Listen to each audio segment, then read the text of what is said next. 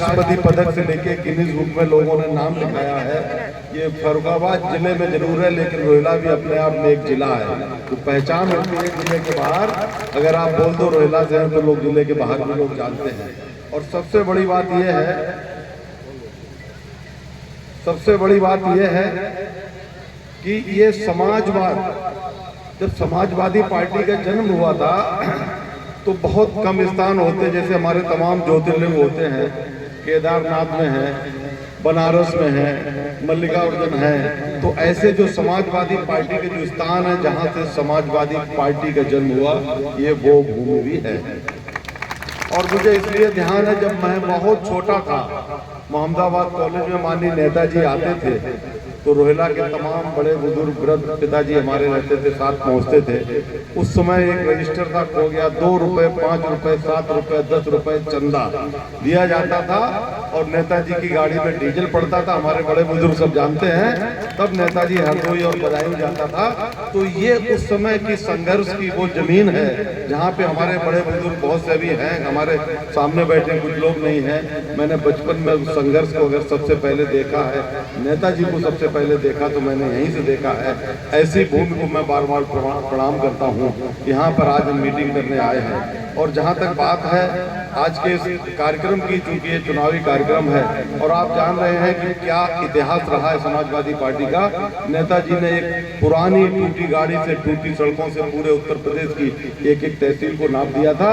मैं उन नौजवानों से कहना चाहूँगा, समाजवादी पार्टी के नौजवानों से, आज तो हम हर तरीके से सक्षम हैं, हर तरीके से सक्षम है कि हम राजनीति कर सकते हैं, अपने लोगों को आगे बढ़ा सकते हैं। लेकिन बड़ा दुर्भाग्य का भी समय है। हमारे बड़े बुजुर्ग बताते हैं कि जब तक संघर्ष रहता है, और मेरा खुद का भी अनुभव है कि जब तक संघर्ष रहता है तब तक परिवार एक रहता है। समाजवादी पार्टी परिवार भी जब तक संघर्ष था तब तक एक था। और जब ऐसे मुकाम पे पहुंच गए, हमारी सरकारें आ गई, लोगों के घरों में गाड़ियां आ गई, लोगों के घर पड़ गए, हम लोग जो है अलग अलग होने लगे।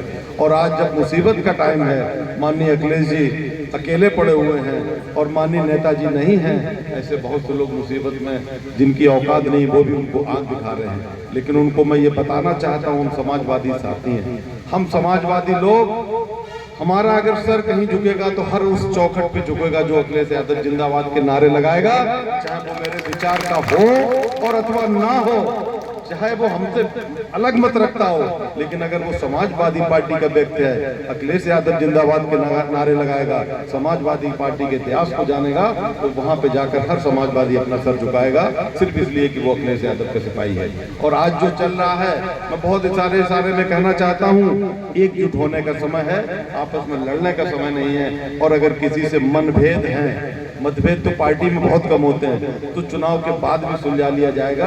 अगर हम समाजवादी पार्टी के सच्चे सिपाही हैं तो सारी बातों को भूलकर आदरणीय नवल किशोर साक्य जी के पीछे आ जाइए। तो मैं ये नवल किशोर साक्य नहीं है, इसमें अखिलेश यादव जी का रूप है। उन्होंने अपना प्रतिनिधित्व बनाकर भेजा है और जिसको उन्होंने भेज दिया, अगर हम समाजवादी पार्टी के सिपाही हैं और मैं इनके साथ ना रहूं, मेरे मन में कोई दुराग्रह आ जाए, मैं कहूँ कि ऐसी जगह जा रहे हैं जो मुझे पसंद नहीं है, तो कहीं भी मेरे अंदर लगता है कि समाजवादी खून नहीं, कहीं ना कहीं से दोगलापन आ गया है। मुझे अपना खुद का व्यक्तित्व खत्म करके डॉक्टर नवल जी करके पीछे लगा करके इनको यहाँ से जिताना है। और एक बात मैं और बता दूं, जो लोग सपने देखते हैं हमारी सरकार आएगी, 2027 के सपने देख रहे हैं, वो सपने कब सच होंगे? ये नवल किशोर साक्य नहीं है, ये अखिलेश जी ने, माननीय अखिलेश जी ने वो दरवाजा दिया है, समाजवादी पार्टी का ये दरवाजा। अगर ये दरवाजा आपने खोल दिया, इनको लोकसभा में पहुंचा दिया, तो आने वाले समय में इन्हीं इसी खुले हुए दरवाजे से, इन्हीं के साथ, इन्हीं की ताकत पे फर्रुखाबाद विधानसभा की 4 सीटें जीतकर हम लोग माननीय अखिलेश यादव जी को मुख्यमंत्री बना देंगे। और जब अखिलेश यादव जी मुख्यमंत्री बनेंगे तो आपको मालूम है, जब समाजवादी पार्टी की सरकार बनती है तो समाजवादी पार्टी का एक एक कार्यकर्ता मुख्यमंत्री होता है। आप लोग ताकत देख चुके हैं, सरकार में रह चुके हैं। जब आप चौराहे पे जाते हैं और समाजवादी पार्टी की सरकार होती है, हमारे युवा साथी चाहे बड़े बुजुर्ग जाएं और जैसे कहते हैं हम समाजवादी, तो आप देख लीजिए पुलिस और प्रशासन का क्या रूप रहता है। भारतीय जनता पार्टी प्रशासन डीएम चलाता है, समाजवादी पार्टी का कार्यकर्ता सरकार चलाता है। तो अगर आपको ताकत चाहिए आने वाले समय में, तो आज अपनी ताकत डॉक्टर नवल किशोर साक्य जी को देना ही पड़ेगा। और ऐसा प्रत्याशी इतना अच्छा प्रत्याशी हम बता रहे हैं आपको नहीं मिलेगा, क्योंकि बहुत लोग राजनीतिक होते हैं, बहुत प्रत्याशी होते हैं, लेकिन इतनी मेहनत करने वाला, इतने काम करने वाला प्रत्याशी आपको नहीं मिलेगा। और एक बात और मैं जाते जाते बता दे रहा हूँ, बात करने की तो बहुत इच्छा है, क्योंकि ऐसी भूमि पर आया हूँ, मैं कल तक बात करता रहूँ, खड़ा रहूँ और आप करते अच्छा रहूंगा। मैं एक और बात बता दूं कि डॉक्टर नवल शाक्य जी अभी प्रत्याशी हैं, चुनाव तक कोई शिकायत नहीं करेगा। जो इनका व्यक्तित्व है, क्योंकि जब व्यक्ति प्रत्याशी हो जाता है उसकी मजबूरियां हो जाती हैं, एक एक दिन में 2-2 हजार फोन आते हैं, व्यक्ति नहीं उठा सकता, तमाम जगह कार्यक्रम लगे होते हैं, समय से नहीं पहुंच पाता है।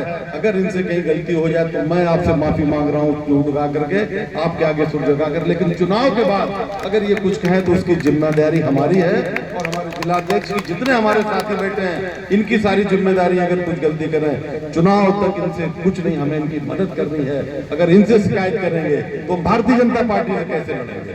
अगर हम आपस में अपनी प्रतिस्पर्धा पाले रहेंगे कि हमें यहाँ नहीं जाना, उस दरवाजे नहीं जाना, तो हम भारतीय जनता पार्टी से कैसे लड़ेंगे? सिपाही सिर्फ आदेश मानता है और हम समाजवादी पार्टी के सिपाही हैं। माननीय राष्ट्रीय अध्यक्ष का आदेश आ गया है, अगर वो कहेंगे गोली मार दो तो मार देंगे और खा लो तो खा लेंगे। अब वो समाजवादी सिपाही हैं।